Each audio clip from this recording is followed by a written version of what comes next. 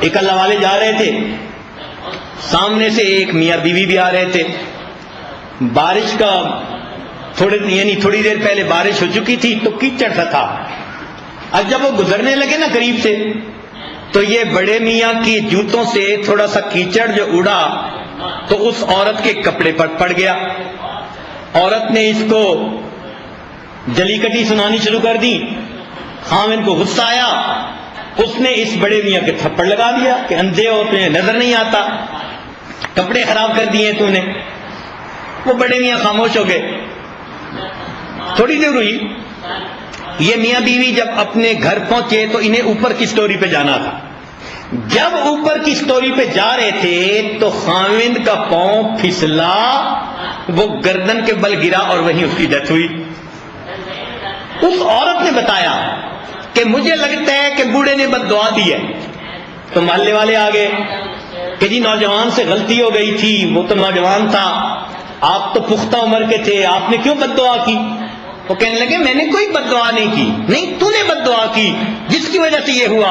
انہوں نے کہا دیکھو میں نے بد دعا نہیں کی، بس اتنی سی بات ہے، اس کی بیوی کو تکلیف پہنچی کیچڑ پڑنے کی وجہ سے، تو خامد نے ایکشن لیا. جب اس نے مجھے تھپڑ لگایا تو جس کو مجھ سے پیار ہے اس پروردگار نے اس بندے سے ایکشن لے لیا. تو بات تو سیدھی سیدھی ہے. اس لیے حدیث پاک میں آتا ہے، حدیث قدسی، من عاد لی ولیا فقد آذنتہ بالحرب، جس نے میرے ولی سے دشمنی کی میرا اس کے ساتھ اعلان جنگ ہے. اللہ رب العزت فرماتے ہیں، کہتے ہیں کہ جب کسی ولی کے ساتھ گستاخی کی جاتی ہے اور اس کے دل کو ایذا پہنچائی جاتی ہے تو جیسے شیر کو حملہ کرتے ہوئے غصہ آتا ہے، اللہ تعالیٰ اس بندے کے اوپر اس طرح جلال فرماتے ہیں. میرے ولی کو تم جو ہے نا ایذا پہنچاتے. من عاد لی ولیا فقد آذنتہ بالحرب. ملا جیوا رحمۃ اللہ علیہ ایک نیک بزرگ تھے. بادشاہ کو کسی مسئلہ پوچھنے کی ضرورت پڑ گئی. اس نے پولیس والے کو بھیجا کہ جاؤ بھی مسئلہ پوچھو ملا صاحب سے. جب وہ آیا تو ملا صاحب درس حدیث دے رہے تھے. اب ہمارے ہاں درس حدیث میں یہ دستور ہے کہ کسی بھی بندے کی وجہ سے اس کو روکتے نہیں ہیں، موقوف نہیں کرتے جب تک کہ مضمون بند نہ ہو جائے، درس جاری رکھتے ہیں. یہ عظمت حدیث کا تقاضا ہے. چنانچہ وہ پولیس والا آ کے کھڑا رہا اور ملا صاحب درس دیتے رہے، اسے گھنٹہ انتظار کرنا پڑا. اب وہ اندر اندر کھول رہا تھا کہ ملا نے تو میرا کوئی مجھے گھاس ہی نہ ڈالا، انہوں نے تو میں وردی میں ہوں اور آیا ہوں اور انہوں نے تو مجھے کچھ سمجھا ہی نہیں. چنانچہ اس نے مسئلہ تو پوچھا، لیکن جا کر اس نے بادشاہ کے کان بھرے کہ جی ان میں تو بڑا تکبر ہے. میں گیا، اس نے مجھے لفٹ نہیں کروائی، مجھے آنکھ اٹھا کے نہیں دیکھا، گھنٹہ مجھے کھڑا رکھا. اتنا تو آپ بھی نہیں کسی کو کھڑا رکھتے. مجھے تو لگتا ہے کہ جیسے لوگ اس کے معتقد بن رہے ہیں تھوڑے دنوں میں یہ کہیں تخت و تاج کا مالک نہ بن جائے. اب جب اس نے ایسی بات کر دی اور گرم کر دیا تو بادشاہ نے کہا کہ اچھا اس کو گرفتار کر کے لاؤ. اب جب گرفتاری کا حکم ہوا تو بادشاہ کا بیٹا وہ سن رہا تھا، وہ ملا صاحب کا شاگرد بھی تھا، تو وہ بھاگا کہ میں اپنے استاد کو جا کر بتاؤں. اس نے آ کر بتایا کہ ابو نے آپ کی گرفتاری کا حکم دے دیا. ملا صاحب نے کہا اچھا ہمارا لوٹا لاؤ، ہم وضو کرتے ہیں، اور مصلی لاؤ.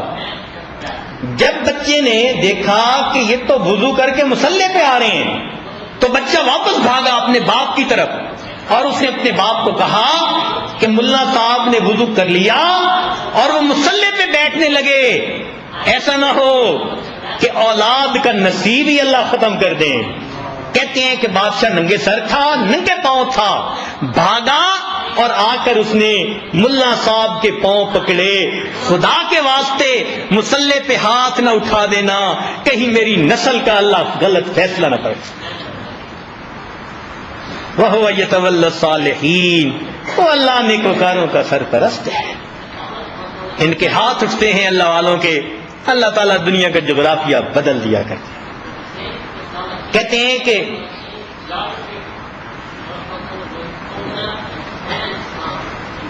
جب صلیبی جنگیں جیت لیں تو صلاح الدین ایوبی بیت المقدس میں ایک رات آیا.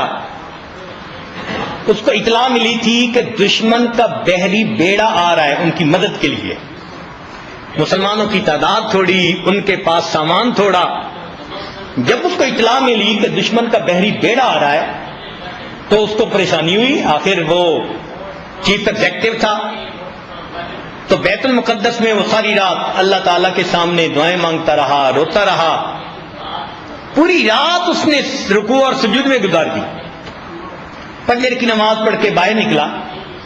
دروازے کے اوپر اس کو ایک نیک بزرگ نظر آیا، چہرے پہ نور تھا اور چہرہ گواہی دے رہا تھا کہ یہ کوئی صاحب کمال شخصیت ہے. تو صلاح الدین ایوبی اس کے قریب ہوا اور اس نے کہا کہ حضرت دعا کریں، میں نے سنا ہے کہ دشمن کا بحری بیڑا آ رہا ہے. ان بزرگوں نے سن کر صلاح الدین ایوبی کے چہرے کی طرف دیکھا. وہ پہچان گئے کہ صلاح الدین نے رات کیسے گزاری. فرمانے لگے صلاح الدین تیرے رات کے آنسوؤں نے دشمن کے بحری بیڑے کو ڈبو دیا ہے. تیرے رات کے آنسوؤں نے دشمن کے بحری بیڑے کو ڈبو دیا ہے. اگلے دن اطلاع ملی بحری بیڑا راستے ہی میں ڈوب چکا تھا. وَهُوَ يَتَوَلَّى الصَّالِحِينَ، وہ اللہ تعالیٰ نیکوکاروں کا سرپرست ہے. اس لیے جبے اور دستار نے جن ملکوں میں اسلام پھیلایا اور دین کا پرچم لہرایا، بالآخر کوٹ پتلون پہننے والے مسلمانوں نے سب اپنے ہاتھوں سے گوا دی. ہم اگر چاہتے ہیں کہ اللہ کی مدد رہے، اس کا ایک طریقہ ہے کہ اللہ رب العزت نیکوکاروں کا سرپرست ہے، ہم اپنے آپ کو نیکوکاروں کے زمرے میں شامل کر لیں. اگر ایک باپ ملٹائی ملینر ہو اور اس کا بیٹا کہیں چپڑاسی کی نوکری ڈھونڈتا پھرے تو باپ کو کتنا برا لگے گا. میں ملٹائی ملینر، میری فیکٹریاں درجنوں، میرے پاس کسی چیز کی کمی نہیں، کاریں ہیں، بہاریں ہیں، روٹی ہے، بوٹی ہے، ہر نعمت ہے. میرا بیٹا وہ جگہ جگہ جا رہا ہے انٹرویو کے لیے چپڑاسی لگنے کے لیے. بالکل یہی مثال ہے ہماری کہ اللہ رب العزت خزانوں کے مالک ہیں اور وہ چاہتے ہیں کہ اپنے خزانوں کو ہم پر خرچ کریں اور ہمیں دنیا میں عزتیں دیں. انہوں نے وعدہ کر لیا وَلِلَّهِ الْعِزَّةُ وَلِرَسُولِهِ وَلِلْمُؤْمِنِينَ، عزت اللہ کے لیے، اس کے رسول کے لیے، ایمان والوں کے لیے. اور ہم چپڑاسی کی نوکری کے لیے در در کے دھکے کھا کے لوگوں کو انٹرویو دیتے، پھر کبھی ادھر سے مانگتے ہیں، کبھی ادھر سے مانگتے ہیں، کسی سے قرضہ مانگتے ہیں، کسی سے مدد مانگتے ہیں. اللہ تعالیٰ بھی کیا سوچتے ہوں یہ میرے کیسے کلمہ گو بندے ہیں، ان کو میرا در نظر نہیں آتا، ان کو میرے خزانوں کا تعارف کسی نے نہیں کروایا، یہ اس سے مانگنے جا رہے ہیں جو خود میرا محتاج ہے. تو ہمیں چاہیے کہ ہم اس پروردگار کے در پر مانگیں جس کے در پر پوری مخلوق جا کر مانگتی ہے، پوری مخلوق اس کے سامنے جا کر جھکتی ہے. آج ہمارے گناہوں نے ہماری زندگیوں میں پریشانیاں بھر دی. جس بندے کو دیکھ لو، کوئی کاروبار سے پریشان، کوئی اولاد سے پریشان، کوئی صحت سے پریشان، کوئی بیوی کی طرف سے پریشان، اور کسی کے پاس ظاہرہ پریشانی کا سبب بھی نہیں اور کہتے ہیں جی دل پریشان رہتا ہے، اور خود کہتے بھی ہیں جی کہ پریشانی کی ظاہرہ کوئی ریزن نظر بھی نہیں آتی.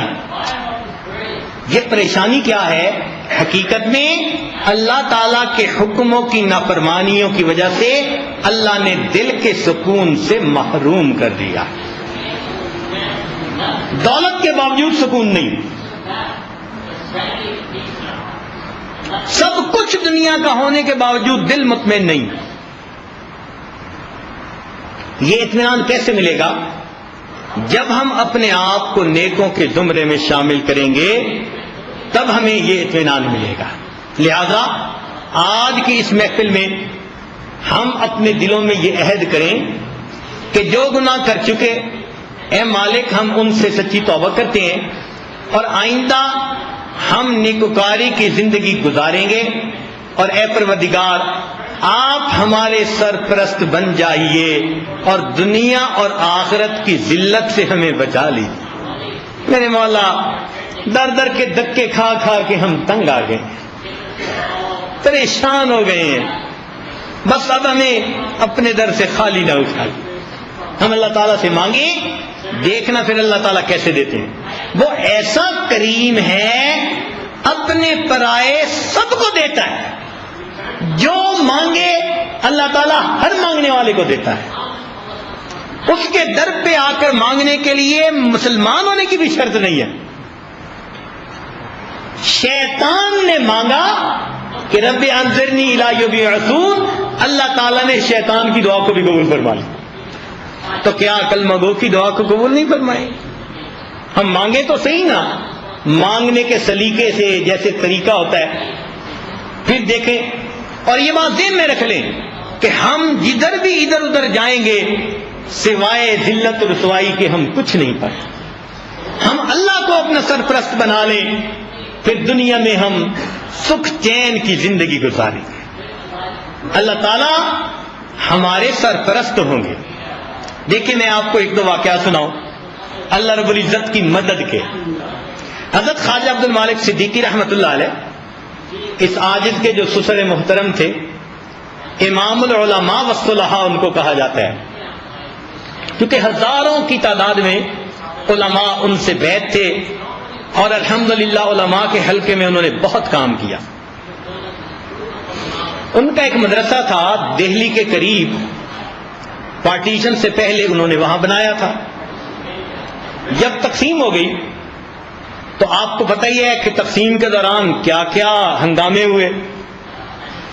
جس جگہ بستی، جس جگہ وہ غازی آباد کے قریب وہ مدرسہ تھا، ارد گرد سکھوں کی آبادیاں تھیں۔ ایک دن مدرسے کے ایک استاد کسی کام کے لیے باہر نکلے، گزر رہے تھے، ایک سکھ ان کے قریب آیا جو اپنے فیلڈ میں کام کر رہا تھا، ایگریکلچر فیلڈ میں، اور آ کے کہتے ہیں کہ کیا آپ لوگوں نے کوئی فوج منگائی ہے؟ وہ استاد پہلے تو سمجھے نہیں، پھر انہوں نے کہا کہ کیوں پوچھ رہے ہو؟ اس نے کہا کہ بستیوں کے سکھ 3 مرتبہ اکٹھے ہو کر ہاتھوں میں خنجر، نیزے، تلواریں لے کر، کرپان لے کر حملہ کرنے کے لیے مدرسے کی طرف چلے۔ جب مدرسے کے قریب جاتے تھے، ہم آگے ایک فوج کو پہرے کے اوپر دیکھتے تھے اور ہم واپس آ جاتے تھے۔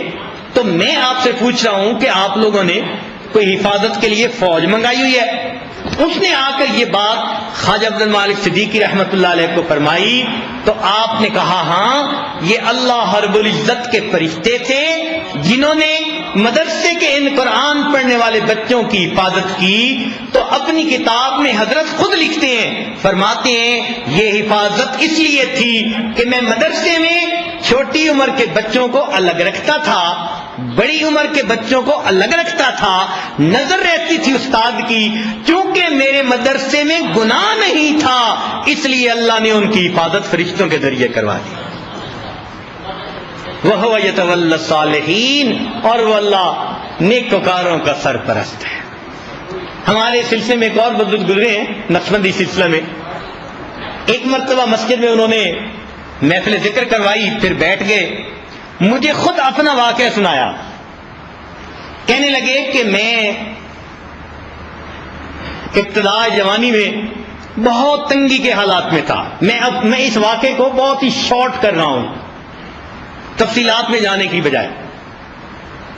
تو کہنے لگے کہ میری شادی ماں باپ نے کر دی، میں چونکہ سارا دن ذکر فکر میں لگا رہتا، تو کبھی مزدوری ملتی کبھی نہ ملتی، کبھی کھانے کو ملتا کبھی نہ ملتا۔ بیوی اتنی صابرہ تھی کہ جس دن کھانا نہ ملتا تو وہ مجھ سے شکوہ نہ کرتی، اتنا کہتی ہے کہ کہیں سے کوئی پتے ہی لے آئیں، مولی کے، گاجر کے، اور ہم انہی کو دھو کر کھا لیں گے اور اللہ کا شکر ادا کر لیں گے۔ بیوی اللہ نے مجھے ایسی دی۔ میں اپنے شیخ کو ہمیشہ خط لکھتا پیغام دیتا خواجہ فضل علی قریشی رحمۃ اللہ علیہ، حضرت میرے لیے دعا کیجئے۔ حضرت جواب میں فرماتے ان اللہ مع الصابرین، ان اللہ مع الصابرین۔ ایک مرتبہ حضرت نے اپنے خادم کے ذریعے ایک چھوٹی سی بوری گندم کی بھیجی اور رکا بھیجا، اس میں لکھا ہوا تھا کہ اس گندم کو بند جگہ پہ ڈال دو، رکا بھی اندر ڈال دو، اور ایک سوراخ بنا کر اس میں سے گندم نکالو اور استعمال کرو، اور آخر پہ لکھا ہوا تھا ان اللہ مع الصابرین۔ کہنے لگے کہ میں نے اسی طرح کیا اور اس گندم کو استعمال کرنا شروع کیا۔ فرمانے لگے نماز پڑھ کے اللہ کے گھر میں باوضو بیٹھا ہوں اور آپ کو یہ بات صرف اس لیے بتا رہا ہوں کہ آپ کو پتہ چلے اللہ کی مدد کیسے ہوتی ہے۔ آج 40 سال سے زیادہ عرصہ گزر گیا، میں آج بھی اپنے گھر میں وہی گندم استعمال کرتا ہوں۔ 40 سال سے زیادہ عرصہ گزر گیا، میں آج بھی اپنے گھر میں وہی گندم استعمال کرتا ہوں، اور میری خانقاہ پر 200 سے 300 آدمی روزانہ کے مہمان ہوا کرتے ہیں، ان کا بھی کھانا اسی گندم سے پکتا ہے۔ وَهُوَ يَتَوَلَّى الصَّالِحِينَ، اور وہ اللہ تعالیٰ نیکوکاروں کا سرپرست۔ ہم اللہ کا کام کریں گے، اللہ کا وعدہ ہے۔ سنیے قرآن، اللہ تعالیٰ فرماتے ہیں یا ایھا الذین آمنوا، اے ایمان والو، ان تنصروا اللہ، اگر تم اللہ کی مدد کرو گے۔ کیا مطلب اللہ کی مدد کرنے کا؟ معاذ اللہ کوئی اللہ تعالیٰ کے خزانوں کو چور ڈاکو پڑ گئے جو مدد کی ضرورت پڑ گئی؟ نہیں، بلکہ اس کا مطلب یہ ہے اگر تم اللہ کے دین کی مدد کرو گے، ینصرکم، وہ اللہ تمہاری مدد کرے گا، ویثبت اقدامکم، تمہارے قدموں کو زمین میں جما دے گا۔ کتنا کھلا اللہ کا یہ وعدہ ہے۔ ہم دین کے کام کو اپنا مقصد زندگی بنائیں اور پھر دیکھیں اللہ تعالیٰ کی مدد کیسے اترتی ہے۔ کوتاہی کمی ہے ہماری طرف سے۔ چنانچہ ایک بوڑھی عورت تھی، بادشاہ کے محل کے قریب اس کا گھر تھا۔ بادشاہ نے سوچا کہ میں اپنا محل کو ایکسپینڈ کروں، پولیس والوں کو بھیج دیا۔ وہ آئے کہ بڑی اماں اس کو خالی کرو، تمہیں کہیں اور مکان بنا کے دے دیں گے، اور یہاں بادشاہ نے اپنا محل بنانا ہے۔ اس نے کہا میں تو کہیں اور نہیں جانا چاہتی، میری زندگی یہیں گزری ہے، اب میں چاہتی ہوں کہ مجھے ڈسٹرب کوئی نہ کرے، میں زندگی کا آخر کسی نئی جگہ نہیں جانا چاہتی۔ پولیس والے چلے گئے۔ اب اس بوڑھی عورت کو اپنے رشتہ داروں میں کوئی شادی کا معاملہ تھا، تقریب تھی، وہاں جانا پڑ گیا۔ یہ بیچاری 1 مہینے کے لیے وہاں چلی گئی۔ 1 مہینے کے بعد جب واپس آئی، اپنا مکان ڈھونڈتی ہے تو نظر نہیں آتا۔ بعد میں پتا چلا کہ جی یہ تو یہاں تھی نہیں، تو پولیس والوں نے آ کے مکان کو گرایا اور اپنے بادشاہ کے محل کی کنسٹرکشن کر کے 1 مہینے میں چھت بھی ڈال دی۔ جب اس کو پتا چلا کہ یہ ہو گیا تو یہ بڑی حیران کہ اچھا ایسے ہوا۔ پولیس والے نے کہا تو نہیں تھی یہاں۔ جب پولیس والے نے کہا تو نہیں تھی، اس بڑی عورت نے آسمان کی طرف دیکھ کر کہا اللہ میں اگر یہاں نہیں تھی تو یہی تھا۔ اے اللہ میں اگر یہاں نہیں تھی، اللہ تو یہی تھا۔ یہ الفاظ اس کے کہتے بادشاہ کے محل کی چھت زمین پر آ گری۔ پتہ چلا یہ کیا ہوا؟ جب پولیس والے نے بتایا کہ عورت کی بد دعا تھی، بادشاہ نے پاؤں پکڑ کے معافی مانگی، دوبارہ مکان بنا کر دیا۔ ہم سے غلطی ہوئی، ہمیں نہیں پتا تھا، تو اللہ کی ایسی مقبول بندی۔ رابعہ بصریہ سو رہی ہیں اپنے چھوٹے سے صومعہ میں، ایک چور آ گیا، وہاں اور تو کچھ تھا نہیں، ایک چادر پڑی ہوئی تھی، اس نے وہ چادر اٹھا لی، لیکن جیسے ہی چادر اٹھائی وہ دروازے کی طرف دیکھا تو کچھ نظر نہیں آتا۔ جیسے بندے کو چکر آتے ہیں نا تو آنکھ کے آگے اندھیرا، بس آنکھ کے آگے اندھیرا آ گیا۔ اب وہ کنفیوز ہوا تو اس نے چادر نیچے پھینک دی۔ جیسے ہی چادر چھوڑی پھر اسے روشنی نظر آئی دروازے کی، گھبرا گیا، پسینہ آ گیا، باہر نکلنے لگا تو باہر نکلتے آواز آئی، اگر ایک دوست سویا ہوا ہے تو دوسرا دوست جاگتا ہے، اگر ایک دوست سویا ہوا ہے تو دوسرا دوست جاگتا ہے، تمہیں جرأت کیسے ہوئی یہاں سے کوئی چیز چرانے کی؟ وَهُوَ يَتَوَلَّى الصَّالِحِينَ، اور وہ اللہ نیکوکاروں کا سرپرست ہے۔ ہم اللہ تعالیٰ کے ساتھ یہ ذرا ڈیل کر کے تو دیکھیں نا، طریقہ بڑا آسان ہے کہ جتنے گناہ کرتے ہیں ان سے سچی توبہ کر لیں۔ فرشتے ہم نہیں بن جائیں گے کہ بعد میں گناہ کریں گے ہی نہیں، ہو جائیں گے، لیکن جیسے گناہ ہوگا پھر توبہ کریں گے۔ 10 بار گناہ ہوگا 10 بار توبہ، 100 بار گناہ 100 بار توبہ، روئیں گے، اللہ سے معافیاں مانگیں گے، گناہ کو نام اعمال میں رہنے نہیں دیں گے۔ اگر ہم اس طرح نیکوکاروں کے زمرے میں شامل ہو گئے تو اللہ رب العزت کی مدد شامل حال ہوگی۔ اور یاد رکھنا، جب اللہ کی مدد کسی پلڑے میں آ جاتی ہے اس پلڑے کو ساری دنیا سے جھکا دیا کرتی ہے۔ اور اس کے سوا کوئی دوسرا حل بھی ہمارے پاس نہیں ہے۔